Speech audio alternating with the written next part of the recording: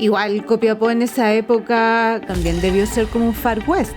Ni los mismos criollos tenían los mismos derechos políticos que la gente nacida en España. Y qué decir de los mestizos o los indígenas. La historia siempre como que incomoda, porque la historia no siempre es bonita. Los rumores son ciertos. Hicimos Arqueotour versión podcast, acá con Francisco Garrido, del Museo Nacional de Historia Natural, y conmigo, Soledad González, de la Universidad Bernardo O'Higgins. Sí, bueno, este es un experimento, vamos a ver que si resulta, pero bueno, ahí tenemos la mejor energía para que esto salga adelante. Nos costó ponernos de acuerdo. Sí, hay muchos temas, muchas cosas, pero bueno, vamos a hacerlo lo mejor que se pueda. Sí, vamos a partir comentando los comentarios. Un comentario a los comentarios de los capítulos de Arqueotour. Sí, igual le ha ido más o menos bien en las redes sociales, así que tenemos aquí comentarios y vamos a dar ahí algo de retroalimentación. Sí, igual el 90% de los comentarios, pura buena onda, que bueno que hacen esto, que dan a conocer la historia, pero nos falta por ahí el desubicado. Claro, bueno, pero eso siempre pasa, pero bueno, hay que seguir adelante. También le tenemos una respuesta al desubicado. Sí. Pero mira, el que tuvo más como éxito fue el del charqui. Ah, el video del charqui, claro. Sí. Sí, bueno, porque igual es una comida muy popular que la gente conoce desde muy antiguo y claro, y obviamente llama la atención porque la gente a veces no la valora mucho y tiene una historia muy interesante. Sí, y bueno, para los que más o menos no han visto Arqueotour, ahí contábamos de que el charqui es una palabra quechua y es una de las pocas palabras que ha llegado al idioma inglés. Alguien decía y comentaba cóndor también, pero cóndor como que no cambió tanto, o sea, cóndor pasó nomás. Claro, lo que pasa es que, bueno, sí. Y bueno, y ahí comentamos también ¿no es cierto?, la historia de cómo esto llega a este producto a partir de mineros que venían de Sudamérica durante la época de la fiebre del oro en California, donde muchos mineros de Chile y sobre todo del norte viajaron para allá durante la época de la fiebre del oro. Sí, aquí Brian, que es un alumno de arqueología de la Católica, comentaba: saquen una de los bandoleros más buscados de la época. Y esto, pero tú sabes por qué comentó esto, po. Claro, lo que pasa es que igual, bueno, hay varias historias muy interesantes porque cuando comienza la fiebre del oro en California, Estados Unidos recién había incorporado ese territorio, digamos, al resto de los estados de la Unión. Entonces era un momento donde recién se estaban fundando las ciudades, San Francisco, en fin, y había mucha gente que llegó de otros países, incluyendo gente, como decíamos, Sudamérica, muchos mineros chilenos, también gente de otras repúblicas, como del Perú, en fin, y también mucha gente de México, tanto gente que vivía antes ahí de que ese territorio fuera estadounidense, como gente que también fue de otras partes de México ahí al tema de la fiebre del oro, hubo gente de China, en fin, y de varios países. El tema es que esa coexistencia, que al principio uno podría decir, claro, un lugar muy multicultural, también empezó a generar ahí roces sociales no menores, y sobre todo entre lo que sería, ¿no es cierto?, la gente, los norteamericanos, la gente de Estados Unidos que estaba ahí colonizando este lugar, y los latinos. Y ahí en esos roces y peleas y donde muchas veces hubieron expulsiones como forzadas y asesinatos, en fin, de estas colonias chilenas y mexicanas. Ahí surgen también algunos personajes que como que desde el punto de vista más como reivindicativo, por ejemplo, se transforman en bandoleros. Y uno de ellos, que es muy famoso, y fue el famoso Joaquín Murrieta. Y porque Joaquín Murrieta, bueno, ahí la historiografía, por una parte dicen que es mexicano, también hubieron varios autores que dijeron que era chileno. Hoy en día, claro, hay como quizás más prueba de que fue mexicano, pero en realidad pasó a la cultura popular principalmente a través de Pablo Neruda, porque él hizo como todo un poema que era como el fulgor y muerte de Joaquín Murrieta en los años 60, y básicamente recogía la historia de este como minero que se transformaba en una especie de Robin Hood latino en Estados Unidos, como que combatía la injusticia, en fin, y claro, se transformó obviamente en esa época, había toda una concepción más imperialista, en fin, entonces se transforma en una especie de ícono social ¿ya? A través de esta obra. Y claro, y ahí toma mucha más popularidad esta figura, ¿ya? Joaquín Murieta fue un personaje real que existió, ¿ya? Y él tenía una banda de bandoleros, en fin, que su aliado principal era Juan Tres Dedos. ¿Ya? Porque en las distintas batallas, en fin, ya había perdido algunos dedos de la mano. El tema es que después, bueno, después de varias correrías, en fin, al final lo capturan y lo matan. ¿Qué tiene que ver Copiapó con todo esto? Tiene que ver porque hubo mucho, o sea, Copiapó era el límite norte del país en esos tiempos. Todavía estamos hablando de esto antes de la Guerra del Pacífico. Copiapó era el límite. Y una zona que siempre tuvo minería. Entonces también muchos mineros fueron a esos territorios. Y de ahí se cruza también la historia de cómo la gente, con esa experiencia minera que tenía en esa zona, ya desde mucho tiempo atrás, llevó muchos conocimientos mineros para allá. Bueno, en los videos ahí comentamos que incluso algunos sistemas de molienda de minerales, el trapiche, en fin, fue llevado y hasta el día de hoy se le llama el Chilean Mill, como el molino chileno. Entonces, ahí hay mucha historia, ¿no es cierto? Y por eso que también esta figura de Joaquín Murieta en su momento tuvo cierto auge, aunque como decíamos es reconocido tanto por los mexicanos como por algunos autores chilenos, e incluso llegó tanta esa popularidad que, por ejemplo, a principios de los 80, en la Unión Soviética se hizo una ópera rock. No. Sobre Joaquín Murieta. No. Y porque básicamente era una forma de generar un mensaje como antiimperialista. ¿Ya?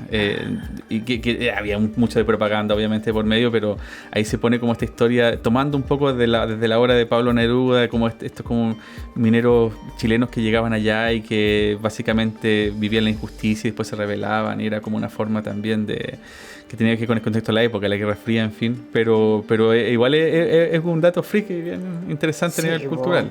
Che, Murieta, superstar. Claro, y de hecho otro dato, por ejemplo, en la película esta del zorro con Antonio Banderas, ¿ya? se supone que él es como Joaquín Murieta. De acuerdo a, o sea, ahí lo toma Hollywood, le da otra interpretación, en fin.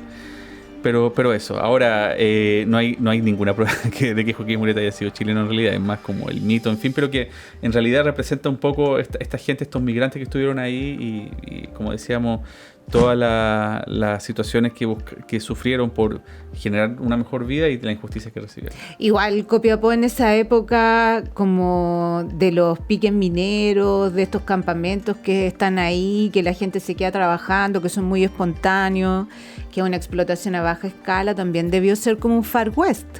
Claro, ¿no? Copiapó fue como el viejo oeste chileno. Claro, po. Un espagueti western de Copiapó.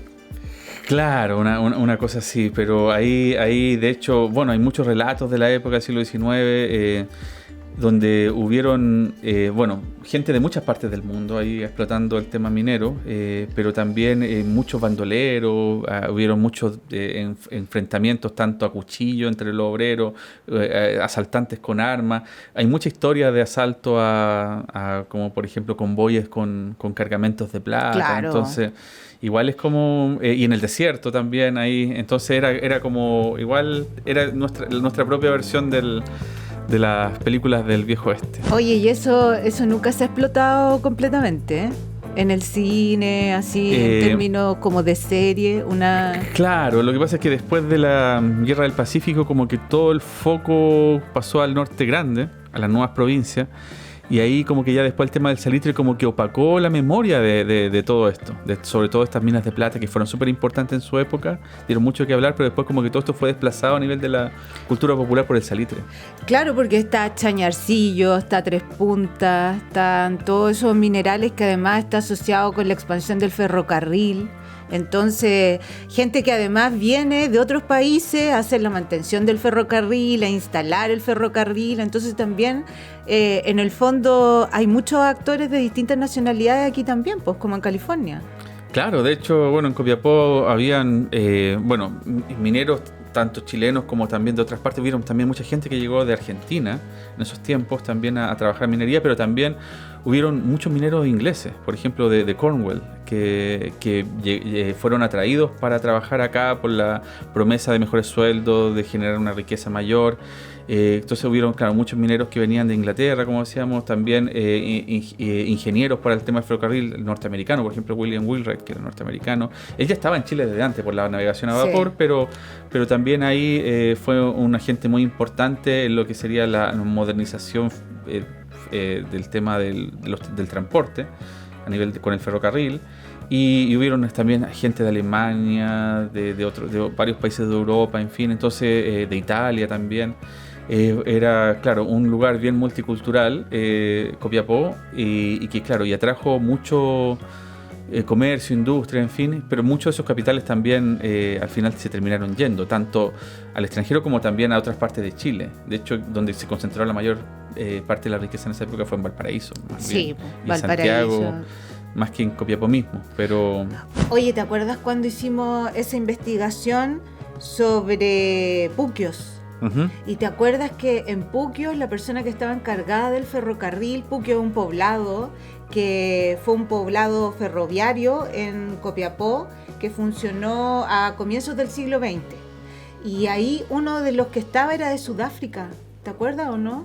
El que estaba encargado de montar todo el ferrocarril venía de Sudáfrica. Es que... El imperio. Claro, lo que pasa es que, bueno, mucha del tema del ferrocarril también fueron sociedades que se formaron con capital extranjero. La misma, por ejemplo, compañía de ferrocarril de Copiapó tenía muchos accionistas ingleses, en fin, entonces a partir quizás de las colonias ahí llegaron gente de otras partes.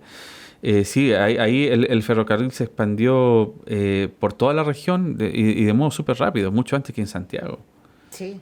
El ferrocarril de Santiago del Paraíso se inaugura completamente en 1863, si no me equivoco, pero ya para esa época Copiapó tenía una red bastante grande, no solamente entre Copiapó y Caldera, sino que hacia el interior del valle, hacia Chañarcillo, habían varios ramales ahí, entonces...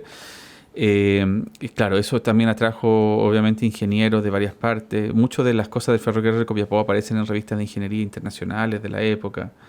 En fin, las locomotoras se compraron primero en Estados Unidos, después en Inglaterra. Entonces había mucho movimiento y circulación ahí de... Copiapó cosmopolita. Otras personas también comentaron harto el de Cachiyuyo de Oro. Uh-huh. ¿Te acuerdas del que grabamos? Sí. Ese lo grabamos súper rápido, ¿te acuerdas o no?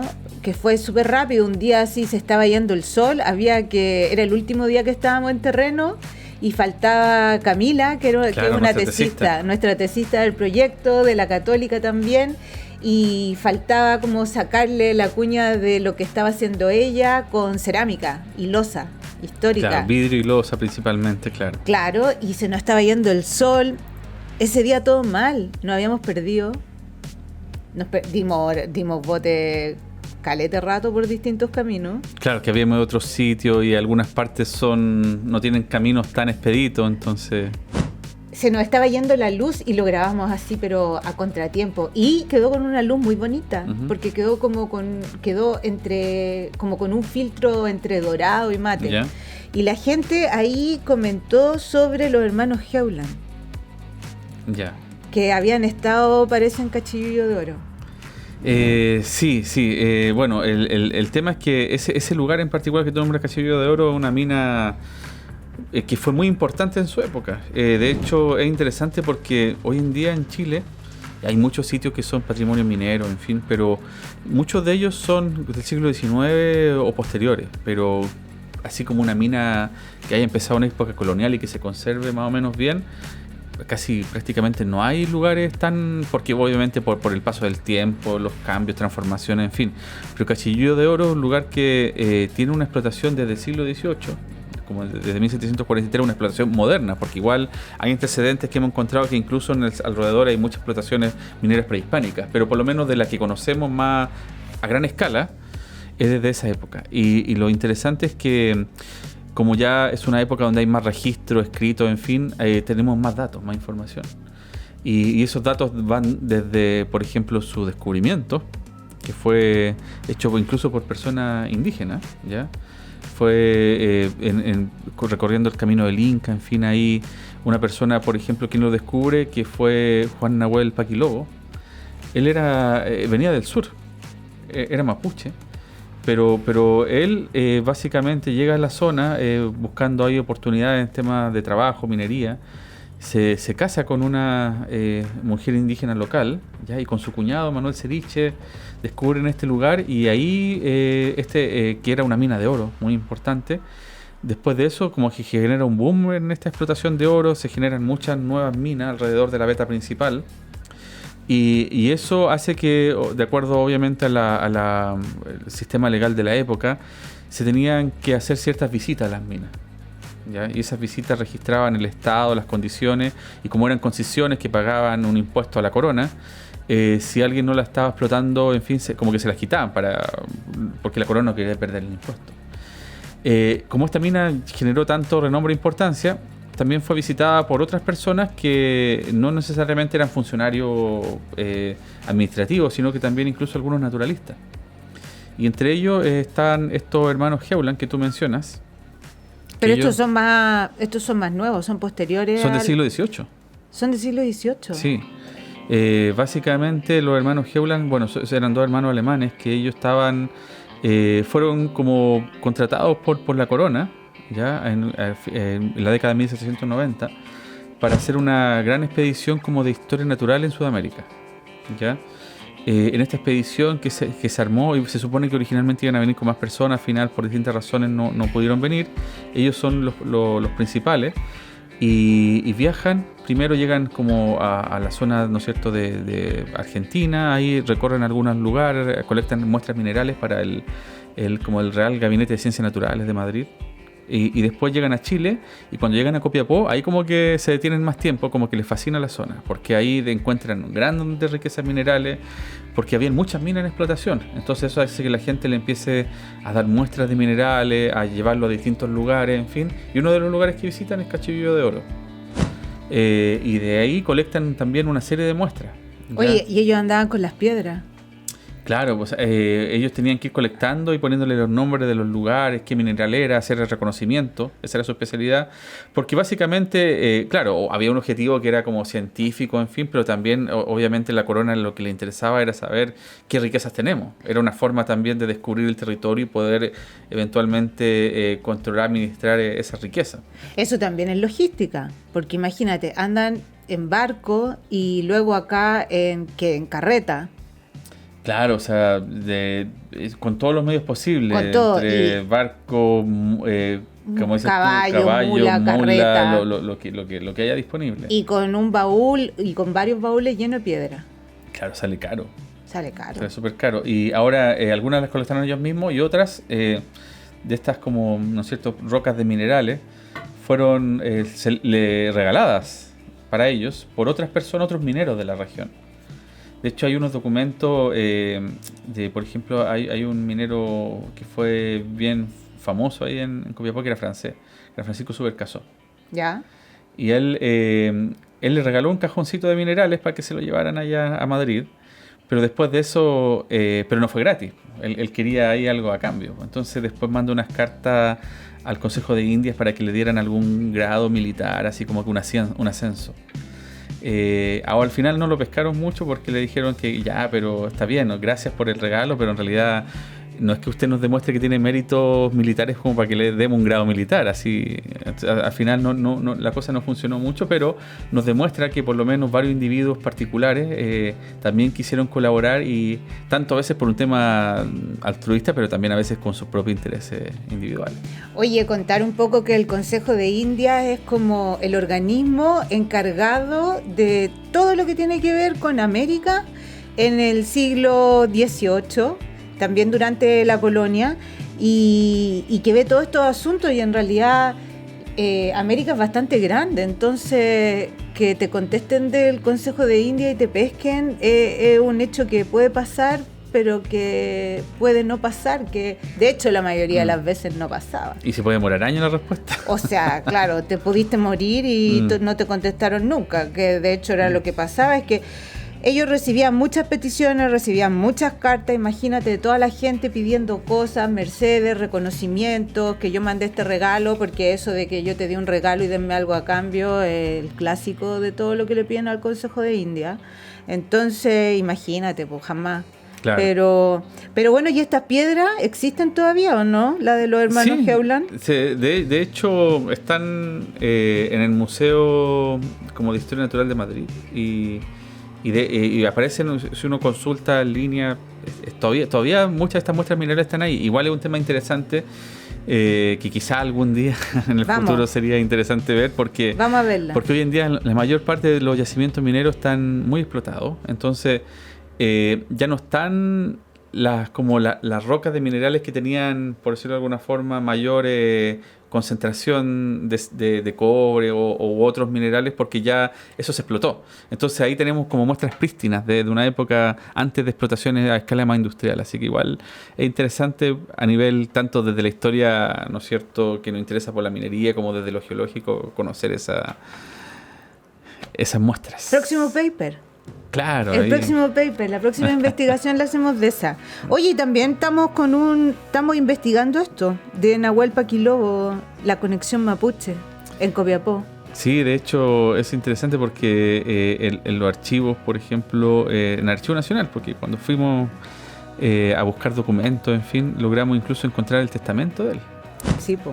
Y eso llama la atención porque si bien él no hereda muchas cosas al final, no es que tuviera muchos bienes o que heredara una gran fortuna, pero sin embargo una de las cosas que más destaca ahí y que lo dejó a la posteridad en su testamento era dejar en claro que yo fui el primer descubridor de Cachilló de Oro.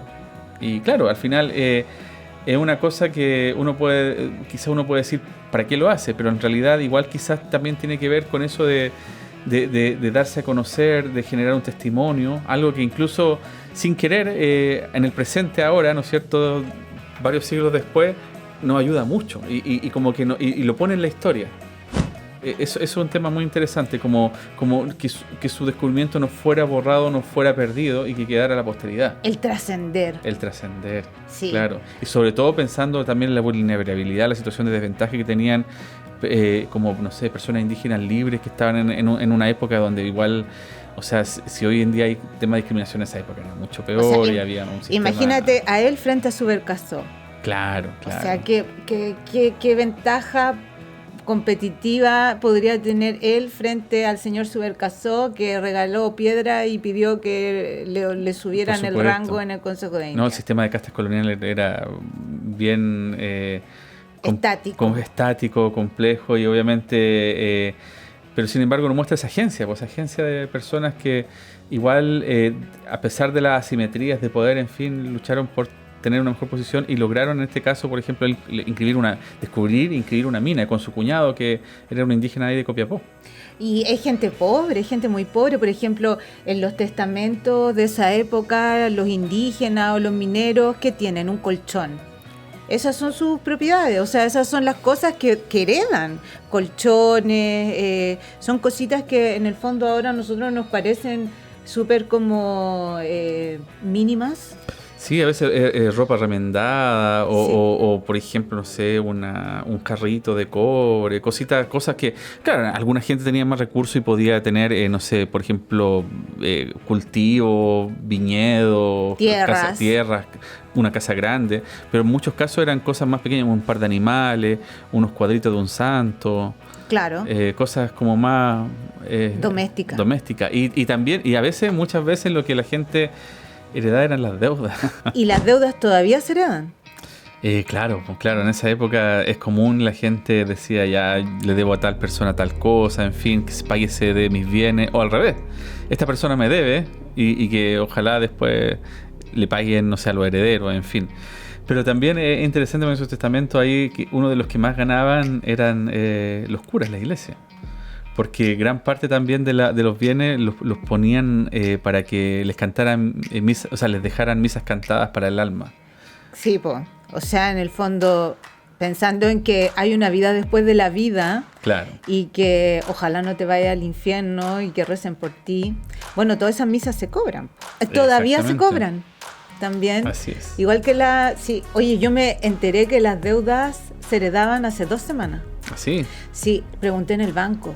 Pregunté por la tarjeta de crédito y claro, la del crédito hipotecario no, porque existe el seguro de gravamen. Pero las deudas de la tarjeta de crédito sí se heredan. Wow. Así que tienes que tener cuidado con tu monto de endeudamiento. Voy a tener que dejarlo en tu testamento.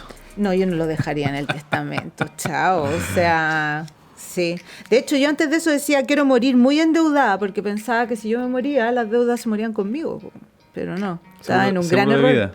Sí, y de hecho esto lo estaba conversando con un amigo, con el Carlos, y le comenté, pues después dije, hoy de repente estoy engrupiendo al Carlos diciéndole que quiero morir endeudada y todo, y claro, pues después le pregunté al del banco y no, tus hijos las pagan, o tus familiares, ahí hay como un protocolo. Hay que ser responsable. Sí, hay que ser responsable.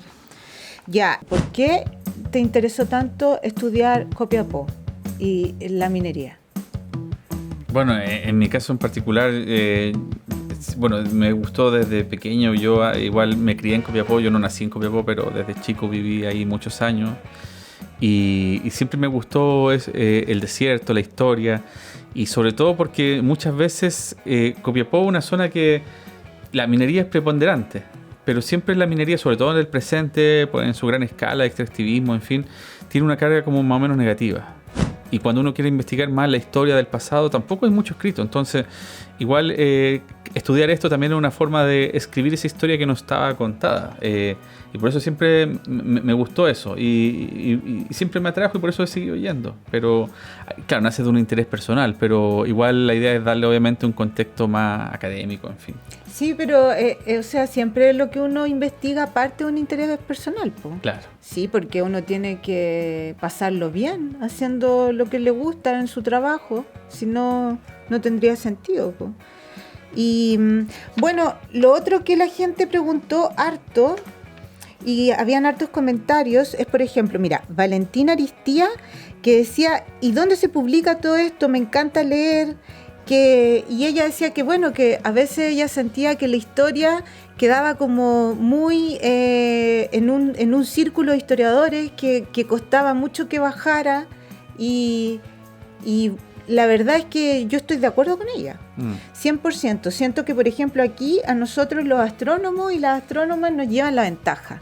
En astronomía hay un montón de divulgación científica, tienes un montón de gente que está divulgando y por eso también tú ves que en Chile hay mucho interés por la astronomía, eso se refleja también en la oferta de programas que hay en la tele de astronomía y en los libros de divulgación científica que hay de astronomía. El profe Massa vende un montón. María Teresa Ruiz también vende un montón. Tere Paneque, que le va súper bien, pero los historiadores como que nos cuesta un poco hacer esta bajada.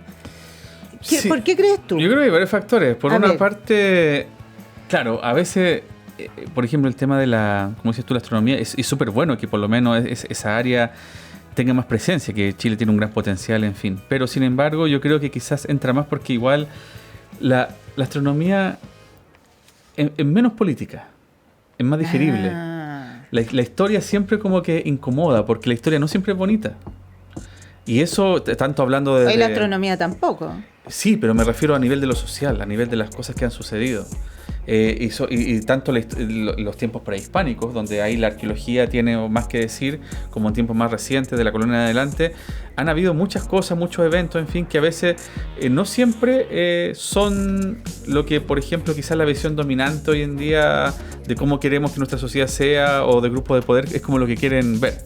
Entonces, en ese sentido, yo creo que a veces eso genera problemas y además que ahora, obviamente, también hay una responsabilidad también de los gremios, que quizás a veces se escribe muy técnico y eso no dialoga, por ejemplo, con lo que entra a la educación pública.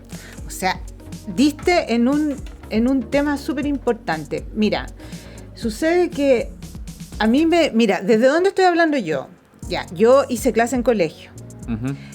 También escribí textos escolares. No me gustó cómo quedó el texto que escribí. Después, cuando hice clase en colegio, me di cuenta que hay una distancia grande entre lo que tú escribes en el texto escolar y lo que finalmente, en efecto, puedes hacer en el aula, ¿ya? Luego también, ahora estoy haciendo clases a profesoras que van a enseñar en educación básica. Y por eso también me vinculo un montón con los textos escolares que están ahora vigentes, que sé que es muy difícil hacerlo. Y siento que, ¿sabes qué? Que hay como una distancia grande entre lo que yo veo que están haciendo nuestros colegas en la academia y lo que finalmente queda en el texto escolar. Y la versión de la historia que queda en el texto escolar es árida, la encuentro súper árida. ¿Y sabes por qué? Porque encuentro que tiene un enfoque muy de institucionalidad, ¿sabes? Siento que es como la historia del Estado y poco de la historia de las personas. Cosa que me parece que esté bien, que sepamos la historia del Estado y la institucionalidad chilena. Pero, por ejemplo, a un niño o una niña de quinto básico, esa historia le puede parecer un poco distante. Entonces siento que ahí es donde todavía nos queda a nosotros que llenar un vacío y tenemos una deuda pendiente. Claro, lo que pasa es que hay que pensar que incluso cada vez a nivel de las políticas públicas, la historia cada vez se ha ido reduciendo más del currículum educativo, se ha ido poniendo, incluso dejando más optativa en muchos casos. Sí, po. Se han cerrado carreras de historia en varias universidades por la menor demanda.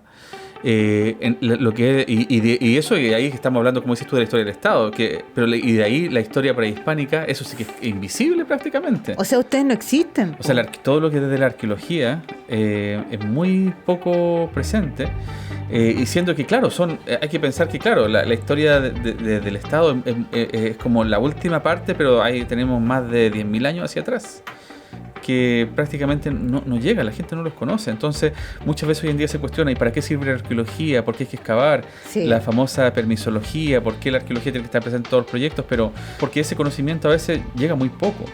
Y como decíamos, en gran parte a veces tiene que ver con todas estas políticas públicas donde la historia la gente no va a valorar lo que no conoce. Y esto obviamente es importante que llegue de alguna forma. Ahora, insisto, yo creo que falta también ahí quizá darle más peso a la difusión, donde quizás mucho de lo que entra también en los papers académicos, los papers científicos, también tenga esta otra pata, que también eso sea reconocido a nivel académico o en términos sobre todo para lo que son fondos concursables, etcétera. Sí. Pero también falta el interés desde la autoridad y como que se han generado mundos muy distantes entre la gente que produce conocimiento y la gente que básicamente hace que ese conocimiento llegue a la población, a los estudiantes. Sí. Falta mucho de eso. A veces se hacen cosas pequeñas, iniciativas a nivel territorial, que a veces ayudan mucho. Hay mucha gente que también está comprometida a nivel más local a generar difusión del conocimiento, pero igual siempre son a pequeña escala. Ahora, algo más grande. Sí, mira, yo diría dos cosas. Primero, que también respecto a el área de arqueología del pasado precolombino hay como un prejuicio de que no es historia, es prehistoria. Entonces, al hacer esa división, que en el fondo es una ficción, como son muchas cosas en esta vida, dejaste fuera esos 10.000, 12.000 años de historia y que son importantes, te las echaste al bolsillo y que en el fondo nos permiten explicar por qué estamos aquí, de dónde somos. Y bueno, el desconocimiento tú ya sabes en qué termina, po. Claro. En alienígenas ancestrales. Claro, es que igual decir que la historia comienza con, por decirlo de alguna forma, con el colonialismo europeo, es bastante sesgado, pues. Es una forma súper como compleja de ver el pasado, y que todo lo que estaba antes es prehistoria, que se define por negación, que es algo que está antes de la historia, o sea, que antes eran sociedades estáticas que no tenían cambio, que no tenían identidad. Eso es muy colonialista, por decirlo de alguna forma, y obviamente eso se echa al bolsillo en un solo saco, como decíamos, más de 10.000 años de historia hacia atrás, que también tienen todas sus dinámicas, sus complejidades, sus diferencias, en fin, y donde también tiene que ver con que la identidad de la nación chilena se construye un poco dejando fuera todo ese pasado. Ya todo eso no lo considera dentro de su construcción de nación. también tiene que ver con eso, como que el Estado de Chile ignora esa parte, deja fuera eso, y obviamente dentro de eso hay temas entre xenofobia, clasismo, discriminación, hay muchos temas de prejuicio que están detrás. Y por eso, bueno, y eso precisamente no está en el currículum escolar, po. Claro. O sea, los pueblos precolombinos se ven un poquito, es un baño, así como, y haciendo diferencia nómades y sedentarios y agricultores. Y como nosotros conversábamos con las alumnas ahora de básica, oye, tú puedes ser un cazador-recolector y también puedes ser agricultor, se pueden ser las dos cosas al mismo tiempo, no necesitas necesariamente llevar a cabo una actividad y la otra. Y de hecho sucede a menudo que es así. Entonces, no sé, ahí hay una deuda. Y el otro tema es que, bueno, divulgar tampoco es fácil, o sea, tampoco es fácil. ¿A ti te enseñaron cómo divulgar en la universidad?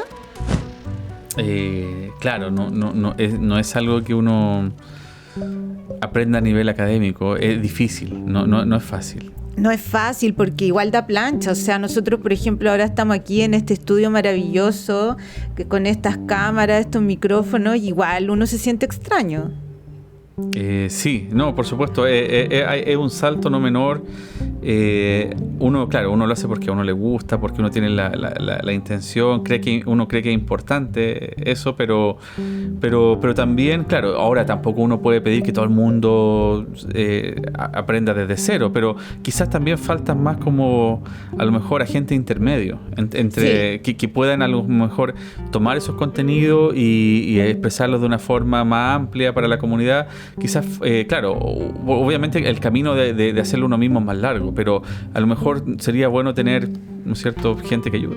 Sí, y bueno, también programas de formación que ayuden, porque por ejemplo en Estados Unidos está toda la línea Public History, que es historia pública, que aquí en Chile está empezando tímidamente, de a poquito, pero que esa es una especialidad dentro de la historia, que es como una instancia de mediación entre el conocimiento ya más duro y un público más amplio, un público de museo, un público general. Sí, pero eso es súper importante porque si no el problema es que lo que a la gente le entra como historia es History Channel.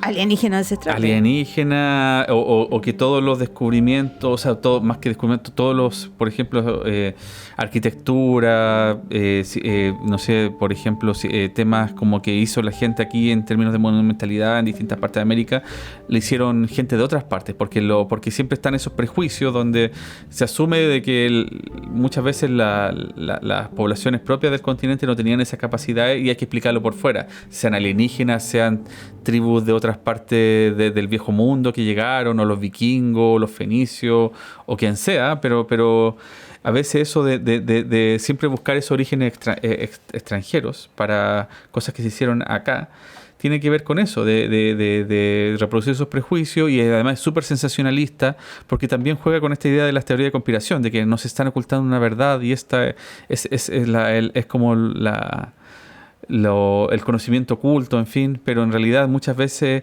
eso tiene muy poco sustento científico. O sea, y es una idea, mira, tiene poco sustento científico, como tú dices, oye, pero le va súper bien, Alienígenas Ancestrales tiene 20 y tantas temporadas, ahora ese programa que hay en Netflix, Civilizaciones Perdidas, Apocalipsis del Pasado, sí, ya va para la segunda temporada y una mega producción. Y bueno, es una idea muy colonialista también, ¿no? O sea, pensar que te tienen que venir a unos alienígenas de otro planeta a enseñar cómo construir pirámides, porque en realidad nuestros ancestros eran tan tontos que no podrían haberlo hecho por sí mismos. Esa es una idea colonial también. Por supuesto, o que todos los, por ejemplo, los desarrollos de las poblaciones del pasado se deben a un continente perdido, ario, la Atlántida, también obviamente es súper racista, pero eso vende mucho porque la gente, o sea, me refiero, pero ¿qué nos demuestra eso? Que la gente quiere saber historia. Hay un deseo por comprender estas cosas del pasado.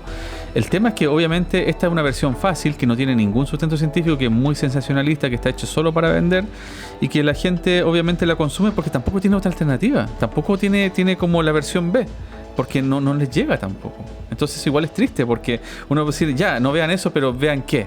Igual la versión B es difícil competir con con una idea tan sensacionalista que mezcla conspiración, que mezcla ovnis, que mezcla la Atlántida y cómo entras ahí. Es difícil, pues súper complicado. Sí, pero claro, y también eso va dentro de la misma línea de la gente, por ejemplo, que creen que la Tierra es plana, o la gente antivacuna, o los que le tienen miedo al 5G. Va como en esa misma línea de básicamente creer como que ya nos han ocultado algo, existe una verdad atrás, lo cual ya en algunos casos puede ser, pero el tema es que de ahí a poner toda esta otra serie de explicaciones totalmente... por eso de alguna forma que no tiene ninguna sustancia, ya muchas veces, claro, ahí hay otra agenda ideológica, hay otra agenda política también, y donde en gran parte de eso es negarle la posibilidad creativa y de invención a los como las poblaciones indígenas. Sí, igual es un tema que uno se puede achacar. Si bien hay muchas de esas cosas, pero yo creo que lo importante es no rendirse nomás, pues seguir adelante, sí. y tratar de hacer lo mejor que se pueda. Pero bueno, y obviamente, claro, uno no va a cambiar la realidad de un todo, pero un grano de arena, por lo menos lo que estamos haciendo ahí de estos temas de Copiapó, en fin, estos temas de difusión a nivel pequeño, algo ayudarán. Una persona, 2. Claro. Imagínate, ¿sabes que hay gente que postea, me encanta, yo quiero estudiar arqueología y no sé qué? No han dicho, yo quiero estudiar historia, ¿eh? La verdad es que yo quiero estudiar arqueología, todos así tienen como ese rollo, pero bueno, ya sí, es un granito de arena. Oye, ya para cerrar, hemos hablado hasta con los codos de 1000 cosas que por supuesto no están en la pauta, pero no importa. En ese video que hicimos en el archivo de Indias en Sevilla, se armó todo un debate sobre si la historia, porque hablábamos de historia colonial, ¿ya? Y se habló un debate sobre si habíamos sido colonia o no. Entonces, bueno, es un debate que lo conversamos ahí también con los colegas. Estaba Rodrigo Moreno, que hace clase en la Universidad Adolfo Ibáñez, y bueno, él comentaba que ¿qué hay detrás de esa idea de que no fuimos colonia? ¿Qué habrá detrás? Sí, yo creo que, claro, al parecer hay gente que como que trata de ver la definición técnica, y que en realidad fuimos virreinato, una provincia, pero eso igual esconde bastante, porque nunca las poblaciones de aquí tuvieron los mismos derechos que la gente de España. Es que el papel aguanta mucho, po. Claro. Eso es lo que pasa. Mira, esa idea, como decía Rodrigo Moreno, viene de un historiador argentino de apellido Levene, que publicó en la década de los 50 un libro que se llamaba Las Indias no fueron colonia. Y él era un historiador muy conservador, muy de derecha en Argentina, y que también era jurista, era abogado. Entonces, toda esta línea, ¿de dónde nace una idea como esta? Porque eso es importante también saber, que de dónde nacen las ideas que andan dando vueltas.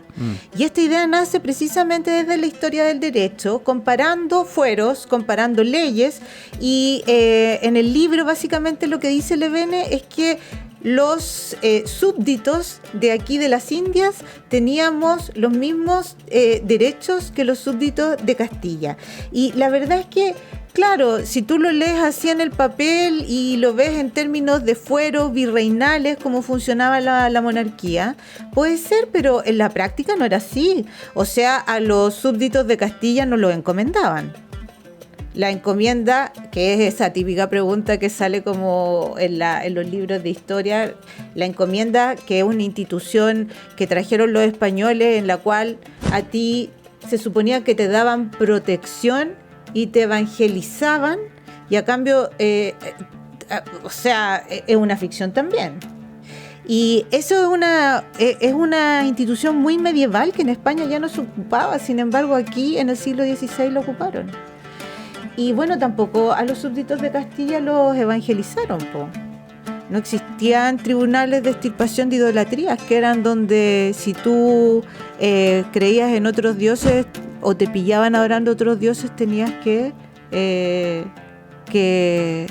acudir a un tribunal y te sentenciaban. Entonces, yo creo que ahí está la experiencia también tan radical de haber llegado a un lugar completamente nuevo, completamente distinto, con sociedades que estaban en otro, eran distintas, tenían otro tipo de complejidades, tenían otro tipo de desarrollo. Y eso lo hace una experiencia radical, o sea, y en esos intersticios de las encomiendas, en esos intersticios también de lo que sucedía en las parroquias, del poder que tenían los corregidores, de los poderes que tenían los sacerdotes, ocurrían muchos abusos, po. Y ahí es donde la cuestión fue distinta. No, claro, y además que, bueno, ni los mismos criollos tenían los mismos derechos políticos que la gente nacida en España, y qué decir de los mestizos o los indígenas. Bueno, así que en ese sentido, yo creo que no hay que confundir quizá a lo mejor que hayan usado o no la palabra colonia con colonialismo, que es como ya un término mucho más, por decirlo de alguna forma, antropológico, sociológico, que obviamente, o sea, nadie pondría en duda eso de la situación de la expansión de cualquier imperio, el tema del colonialismo. Entonces, obviamente, como bien dices tú, yo creo que ahí hay muchos temas que tienen que ver con lecturas más conservadoras, más de cierto signo político que en torno a eso, y como para hasta cierto punto blanquear una realidad que igual fue bastante dura y compleja en esos tiempos. Sí, nada, yo creo que hasta aquí podríamos llegar, ¿no? Hemos hablado mucho. Sí, bueno, hemos por lo menos tratado de contestar varias de las preguntas, Sí. Generar ahí esta como se llama, retroalimentación con la gente que nos ha comentado en los videos, y espero que, bueno, nos sigan viendo, escuchando. No, y agradecer sí, a la gente que nos ha comentado, que nos ha apañado, que le ha gustado, y gracias también a los colegas que nos apañaron con todo este maravilloso estudio que nos montaron en la pura buena onda. El estudio de grabación Vincenza Films. Vincenza Films. Sí, así que muchas gracias. Muy pro.